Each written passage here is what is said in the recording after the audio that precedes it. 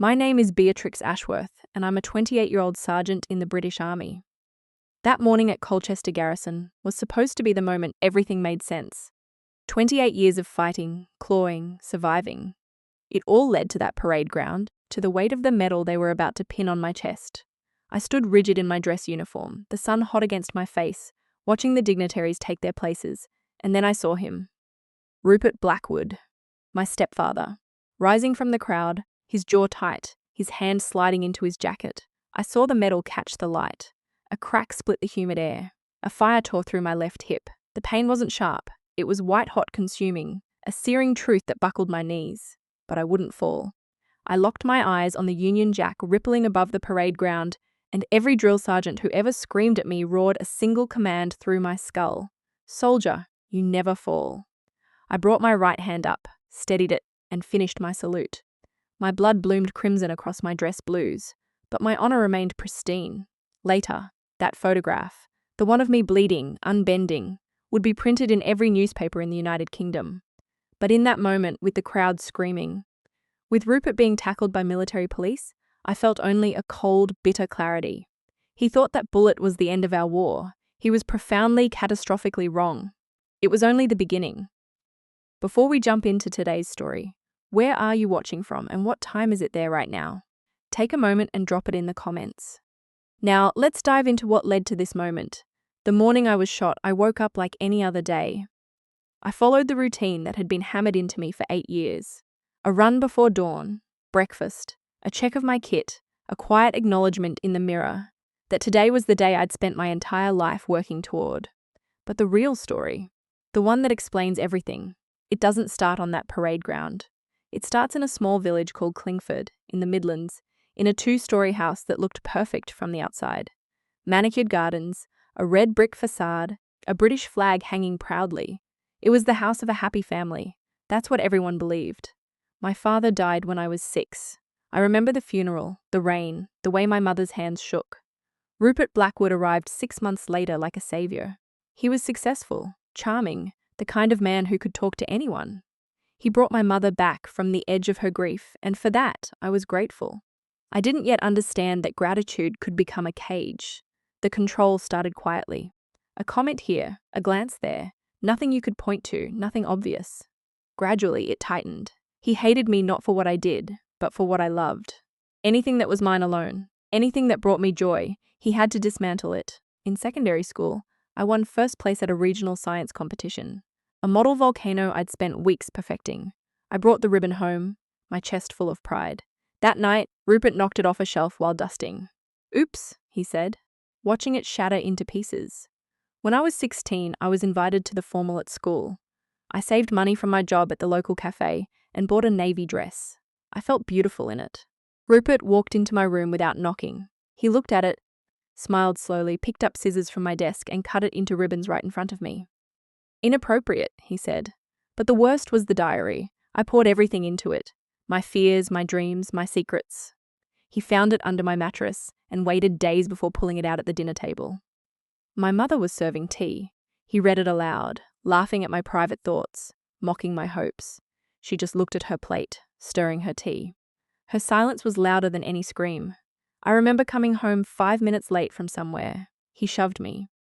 I fell down the stairs and landed hard on the rug below. My mother stood in the kitchen doorway, watching. I looked at her, begging her with my eyes to do something. Anything. She just turned away and said, "You shouldn't have made Rupert angry." That was the moment I learned the most important lesson of my childhood.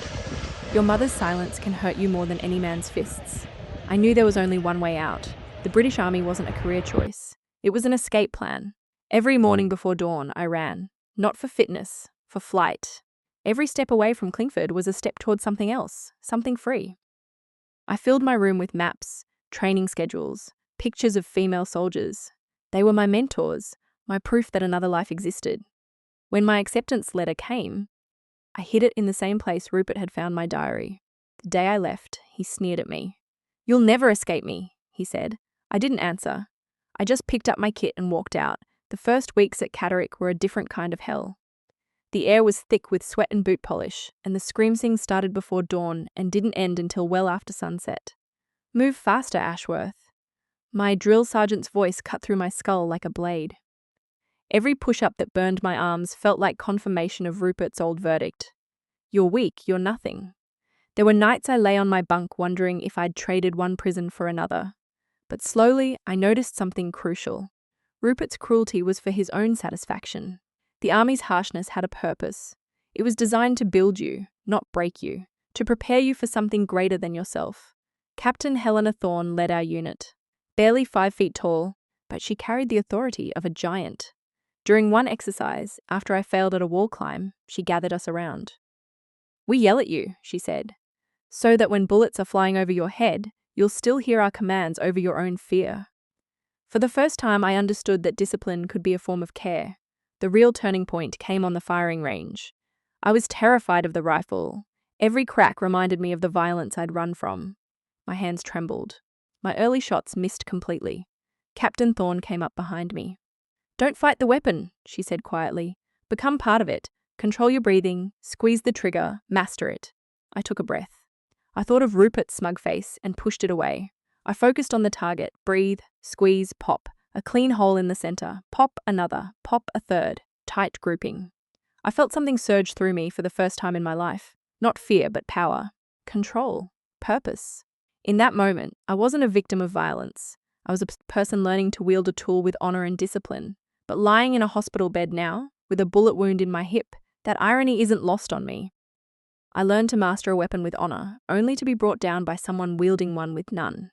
The days after I left the ICU were sterile and monotonous. White walls, beeping monitors, the smell of antiseptic. Then one afternoon, General Adrian Sinclair walked into my room.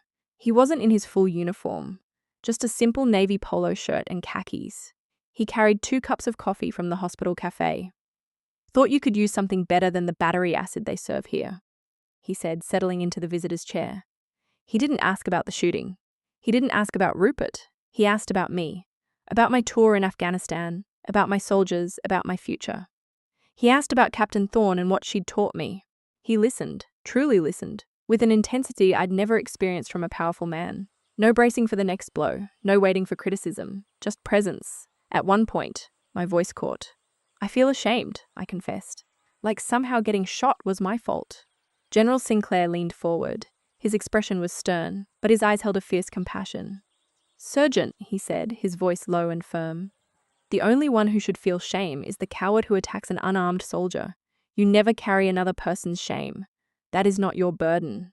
The words hit me like a physical blow. He wasn't just comforting me, he was arming me. Then he said something that broke me open. "Your father would have been proud of you." A wall I'd spent 28 years building, brick by painful brick, crumbled. A sob tore through my chest, raw and ragged. 28 years of tears I'd refused to shed. For the broken volcano, the shredded dress, the stolen diary. They all came at once. For the first time in my life, I didn't feel weak for crying. A few days later, his wife Margot came to visit. She was a volunteer at the hospital, with kind eyes and a warmth that radiated from her. She brought a basket with homemade soup and a well-worn copy of Meditations by Marcus Aurelius. She didn't pry. She simply sat beside my bed, pulled out her knitting, and talked. She told stories of the general as a young officer, funny stories that made me laugh. "Robert told me you're one of the bravest soldiers he's ever met," she said, her needles clicking softly. "But you also need to know that it's okay to be weak. Healing requires rest, not just resilience." As I ate her soup, I realized what this feeling was. Family. Not the twisted, conditional version I'd grown up with, but a real one built on kindness and mutual respect. Before General Sinclair was reassigned, he came to see me one last time. "Rupert Blackwood built a fortress of lies around himself in Clingford," he said, his voice cold and resolute. "He convinced an entire village he was a saint. But he made one fatal mistake. He brought his war to my territory.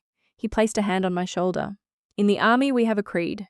We never leave a soldier behind. You will not fight this battle alone." That wasn't just comfort. It was an oath.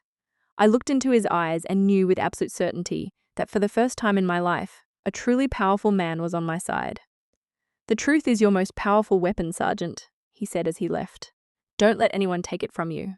After he left, I switched on the small television mounted on the wall.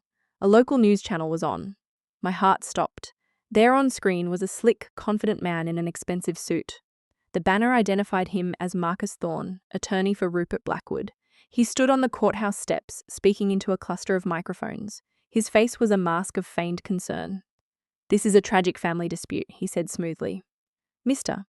Blackwood is a loving stepfather who was pushed to his limit by a deeply troubled young woman suffering from severe combat-related PTSD. The first bullet had torn through my flesh. The second, fired from 1,000,000 television screens, was aimed at my soul. The narrative was weaponized against me. News networks ran panels of talking heads, debating my mental health, analyzing my supposed instability, questioning the authenticity of my salute. A psychologist who had never met me offered a diagnosis on national television. They showed the photograph of my bloody salute, but they didn't call it courage.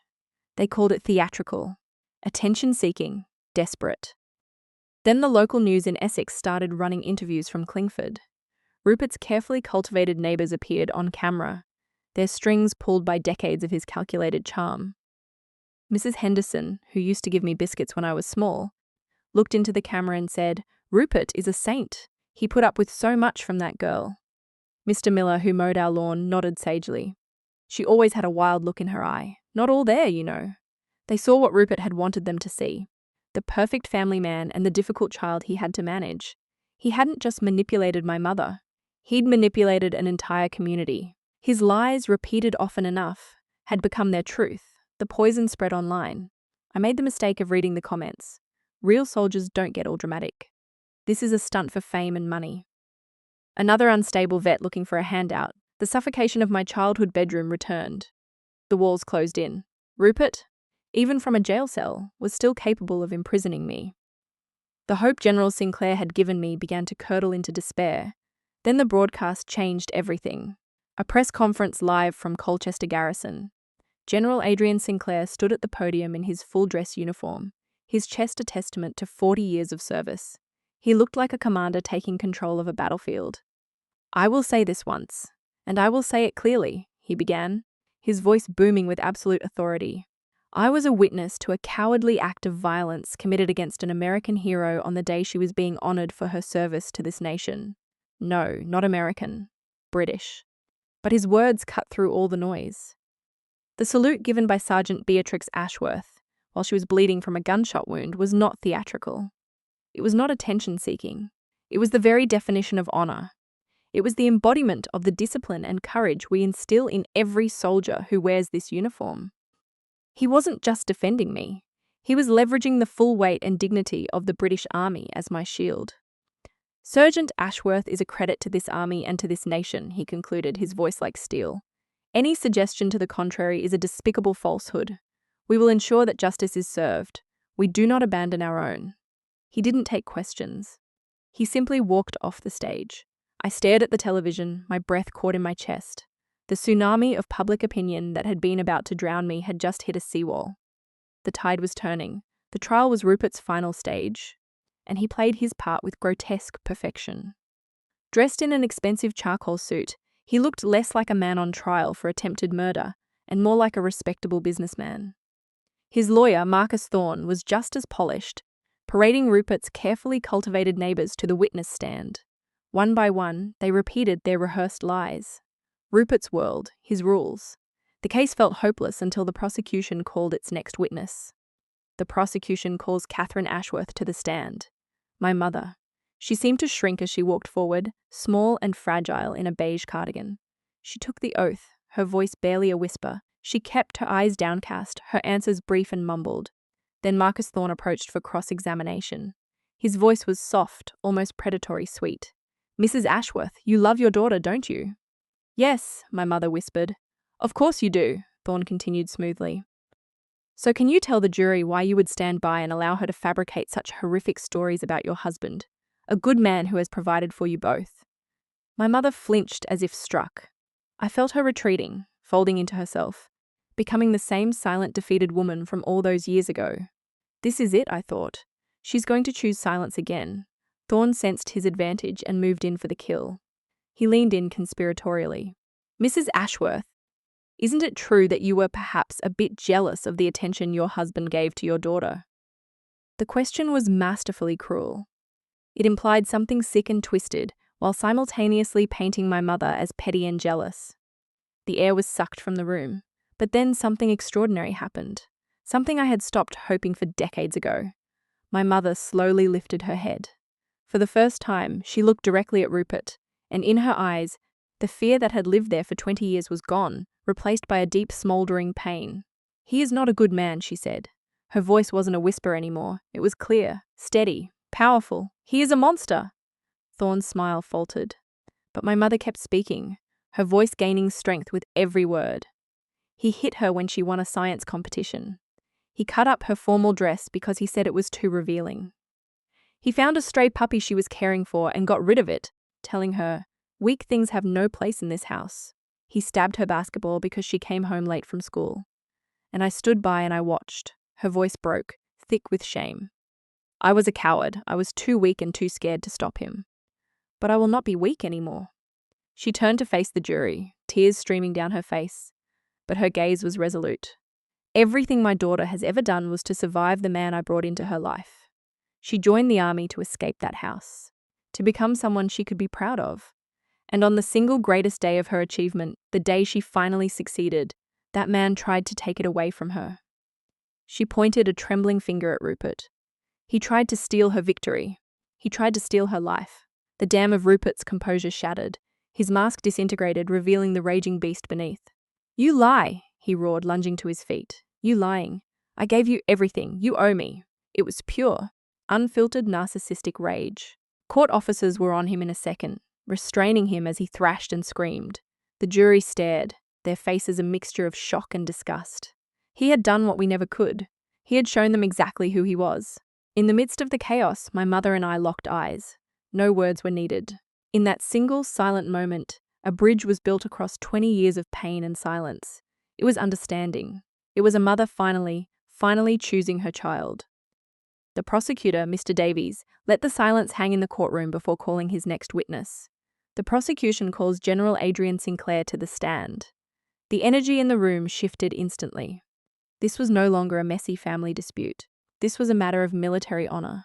He entered in his full dress uniform, the deep blue immaculate, the rows of ribbons and medals telling the story of a 40-year career. He didn't walk to the witness stand. He strode, his posture radiating quiet, absolute authority. "General, please tell the jury what you witnessed on the day of the award ceremony at Colchester Garrison," Davies said respectfully. General Sinclair did not tell a story. He delivered a report, his voice clear, precise, devoid of emotion. "At 14:32 hours, I presented the Army Commendation Medal to Sergeant Beatrix Ashworth for her meritorious service in Afghanistan. At approximately 14:33 hours, the defendant, Mr. Rupert Blackwood, rose from his seat in the audience, produced a .38 caliber revolver, and fired a single shot, striking Sergeant Ashworth in her left hip. Every word was a hammer blow of fact. There was no ambiguity. His word was evidence," Davies continued. "The defense has characterized Sergeant Ashworth's salute, after being shot, as theatrical. As her commanding officer and a witness, how would you describe it?" General Sinclair turned his body to face the jury directly. "In over 40 years of service," he said, his voice resonating with deep, quiet power, "I have witnessed courage in many forms. I have seen soldiers run into enemy fire to save a fallen comrade. I have seen pilots hold their damaged aircraft steady so their crew could bail out. I have seen medics perform their duties under the most horrific conditions imaginable. And on that day, I witnessed a sergeant of the British Army, having been shot and gravely wounded by a member of her own family, choose to ignore her pain, to ignore her fear, and to fulfill her duty by rendering a proper salute. That was not theatre. That was the very essence of a soldier. That was honor in its purest form." A quiet sob escaped my mother. I felt a single tear trace down my own cheek. Thorne, visibly shaken, knew he had to try something. "General, with all due respect, you've taken a personal interest in Sergeant Ashworth's case. Isn't it possible that your personal feelings have clouded your judgment?" The question hung in the air like a foul smell. General Sinclair turned his head slowly and fixed Thorne with a look of pure, unadulterated ice. The temperature in the room seemed to drop 10 degrees. "Counselor," the general said, his voice dangerously low and cold as steel. "My judgment was forged on the battlefields of Iraq and Afghanistan. It's on a battlefield that you learn very quickly to distinguish between courage and cowardice. And on that day in Essex, I saw both. It was a kill shot. Thorne's face went white. He opened his mouth, then closed it. He had nothing left. "No further questions, Your Honour," he mumbled. General Sinclair's gaze remained on the jury. Checkmate. Everyone in that room knew who had won. The jury deliberated for hours. We sat in a sterile waiting room. My mother, General Sinclair, Margot, and me. No one spoke. The only sounds were the hum of fluorescent lights and the rhythmic ticking of a clock. This wasn't just waiting for a verdict. This was waiting for a lifetime of pain to be validated or dismissed.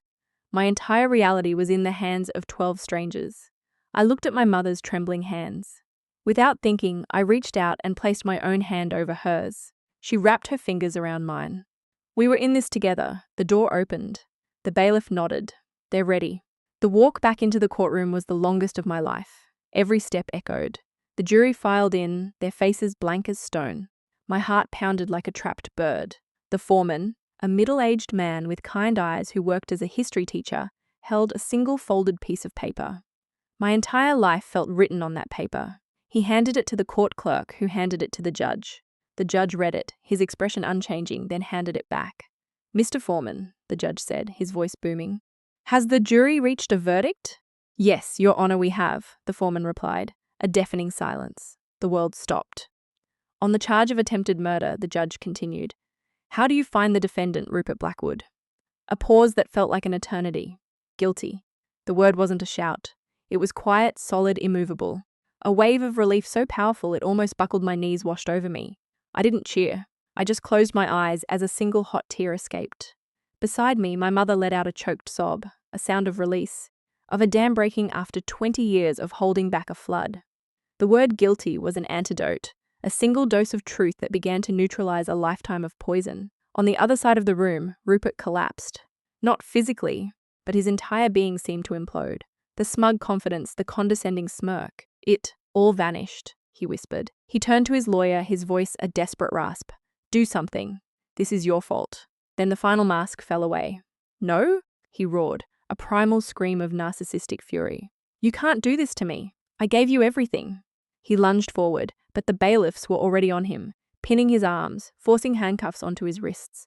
He thrashed like a wild animal, his face purple with rage. "They owe me," he screamed. "You hear me? You all owe me." The jury watched, horrified. This was the real Rupert Blackwood, a pathetic, raging tyrant who believed the world owed him everything and couldn't comprehend a reality where he was held accountable. As they dragged him from the courtroom, his voice echoed down the marble hallway. The sound faded, replaced by silence. The war was over. Stepping out of the courthouse doors was like stepping into another world. The muted, heavy atmosphere of the trial was replaced by bright sunshine and a roar of applause. A crowd had gathered on the steps. Supporters, veterans, strangers who had followed my story. News cameras flashed like strobing lights. General Sinclair put a steady, protective hand on my shoulder, while my mother held my hand tightly. Through the sea of faces, I saw them. A group of about a dozen women, all wearing military insignia and caps. They held a large hand-painted banner. It read, "GT Asworth. Honor, courage, resilience." Seeing them, I realized this was no longer just my story. It had become a symbol for others who had fought their own silent wars. A reporter pushed a microphone into my face. "Sergeant, how do you feel right now?" I looked past her at the women holding the banner, at the hopeful faces in the crowd, at my mother and the Sinclair family beside me. "Today," I said, my voice clear and steady, "I feel free." In the weeks following the verdict, I returned to my small apartment near the base. The reporters eventually left. The phone calls dwindled. The world moved on to the next headline. But the internal healing, that was far more complicated than any courtroom victory. The scar on my hip was healing, a puckered, angry red line that was a constant reminder. But I quickly learned that external wounds are the easy ones. The ones carved into your soul over 28 years don't close up neatly. Rupert's voice, that condescending, critical whisper, was a phantom limb. I could still feel an echo in the quietest moments, telling me I was worthless. My relationship with my mother, Catherine, began again with awkward, hesitant steps. We took long walks along the river. We talked about everything and nothing. The weather, a new recipe she tried, a television show. We were carefully, painfully walking around the invisible elephant in the room. 20 years of silence. Then one afternoon, as we watched the sunlight on the water, She stopped and turned to me. Her eyes were filled with shame so profound it was painful to see. "Caitlin," she said, her voice trembling, "I am so sorry. I'm sorry I didn't protect you. I was a coward." The younger version of me wanted to say, "It's okay, Mom," to smooth it over. But that would have been a lie, another layer of silence. So I told her the truth. "Yes," I said softly, "you were, and it hurt me more than anything he ever did." She flinched, tears welling in her eyes, but she nodded, accepting it. "But," I continued, taking her hand, "you told the truth when it mattered most. You stood up. And for me, that's a beginning. We didn't erase the past. We couldn't. But we finally agreed to carry it together." A few weeks later, I found myself sitting in a circle of plastic chairs in a sterile room at the NHS Mental Health Centre, a PTSD support group for service members. When it was my turn to speak, I didn't introduce myself as the soldier from the news. I just said, "My name is Beatrix. I'm a sergeant." I spoke not of medals or salutes, but of the long, quiet nights, of feeling like a symbol in a world that only wanted to see one. For the first time, I wasn't a headline. I was just a person sitting among peers who understood that the deepest scars are the ones no one can see. A few months later, a letter arrived from prison. It was from Rupert, 10 pages front and back, written in his precise, arrogant script. It wasn't an apology. It was a manifesto of blame. He blamed my mother for being weak, his lawyer for being incompetent, General Sinclair for being biased, and most of all, he blamed me. "You destroyed my life," he wrote at the end. Reading it, I waited for the familiar surge of rage or the crushing weight of despair, but instead I felt pity. He was a man so consumed by his own narcissism that he was incapable of seeing the truth. He would spend the rest of his life in a prison of his own making. I wrote a response, a furious, cathartic letter pouring out 28 years of pain and rage. I filled pages with every ugly truth. When I was done, I read it once, then placed it in a metal bowl in my kitchen sink. I struck a match. The flame caught the corner of the paper, and I watched as the angry words curled into black ash. The fire consumed my rage, my pain, and my last connection to him. My silence would be my final answer.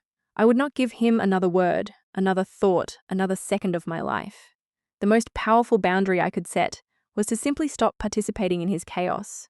1 year to the day after I was shot, I found myself standing on that same parade ground at Colchester Garrison. But this time, the air wasn't thick with tension. It was filled with warm afternoon sun and a sense of profound peace. I was there to be honored as the base's Soldier of the Year, not for what I had endured, but for what I had built in its aftermath. The presenter was General Sinclair. It was one of his last official acts before his retirement.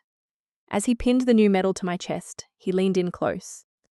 "I told you your father would be proud," he whispered, his voice thick with emotion. "And so am I, Sergeant." "So am I," my vision blurred with tears as he stepped back and saluted me. I returned the salute, my hand steady and sure. Then it was my turn to speak. I walked to the podium and looked out at the crowd. I saw my fellow soldiers. I saw the men and women who had found the courage to reach out for help. And in the front row, I saw my mother. She wasn't crying tears of pain anymore. She was smiling, radiant with a happiness I hadn't seen since childhood. I took a deep breath, the clean air filling my lungs. 1 year ago, on this very field, I was wounded, I began, my voice clear and strong. I performed a salute that many have called an act of bravery. But today I want to talk about the scar that bullet left behind. For a long time, I saw this scar as a symbol of my weakness, a reminder of a moment I was broken. But I've learned that our scars are not our endings. They are not periods. They are commas. Places where a new and often stronger story begins. True courage isn't about standing up alone in your darkest moment. True courage is about what you do after that moment. It's about reaching back into the darkness to create a place where no one has to stand up alone ever again. I looked out at the faces before me. In the army, we have a creed. We never leave a soldier behind. But that promise shouldn't end when we take off our uniforms. It has to follow us home. We have to be each other's battle buddies in and out of uniform. That's what my new initiative will be about. A confidential, peer-led support network for service members and their families facing domestic abuse. A place where a soldier can speak to another soldier without fear of judgment or career consequences. We call it Project Silent Comrade. I finished, and for a moment, there was silence. Then the entire parade ground rose to its feet in a wave of thunderous applause. The bloody salute of a year ago was no longer a memory of personal survival. It had become a legacy of hope. a lasting reminder that from our deepest wounds, the greatest strength can be born. This is where my story finds its new beginning. My deepest wounds don't have to define me. They can become the source of my greatest purpose. Thank you for walking this path with me. Many of you have shared your own stories of survival and resilience in the comments, and you've become my silent comrades too. If my journey has resonated with you, please hit like and subscribe for more stories of survival and hope from hidden family infidelity and revenge. And one last time, let me know in the comments what is one word for the strength you found in yourself.